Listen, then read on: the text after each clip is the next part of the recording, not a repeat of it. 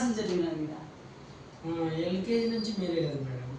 LKG నుంచి ఎంత వరకు? ఎల్కేజీ నుంచి 10th కంప్లీట్ ఇక్కడే చేసేసాను. 10th కంప్లీట్ ఇక్కడే చేసేసుకుంటాను. స్కూల్కి మీరేమన్నా స్కూల్ ఫీజు పే చేసినారా? అయ్యో లేదు మేడం. 10 ఏళ్ళుగా ఏంది లేదు. స్కూల్ ఫీజు ఏమైనా కొంచెం గట్టిగా చెప్పండి. నా పండినారా?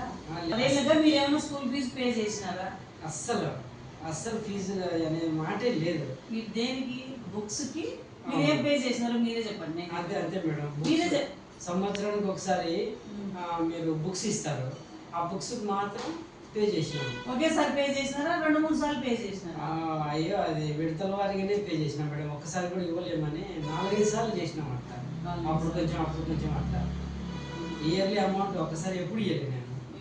ఎప్పుడు ఇవ్వలేదు ఒక అమౌంట్ ఎప్పుడు. ఇప్పుడు ఇయర్ మీ పాప చదువుకున్న 10 ఏళ్లలో మళ్ళీ నీ కొడుకు కూడా చదివినాడు. అవునవును.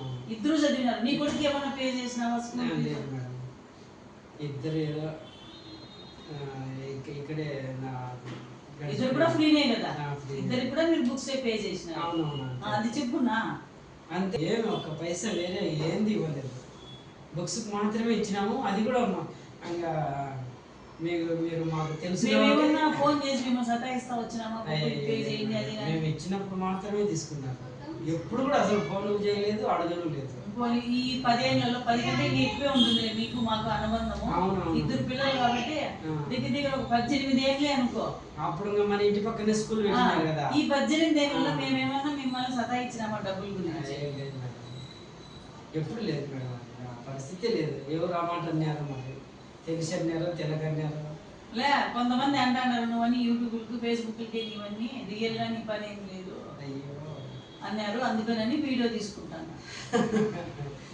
ఎందుకు మేడం మీకు అట్లని? వాళ్ళకి ఏం ఉపయోగం ఉంటారు? జరగని మాట్లాడుకొని ఏమన్నా ప్రయోజనం. ఓకే, థ్యాంక్స్ అన్న.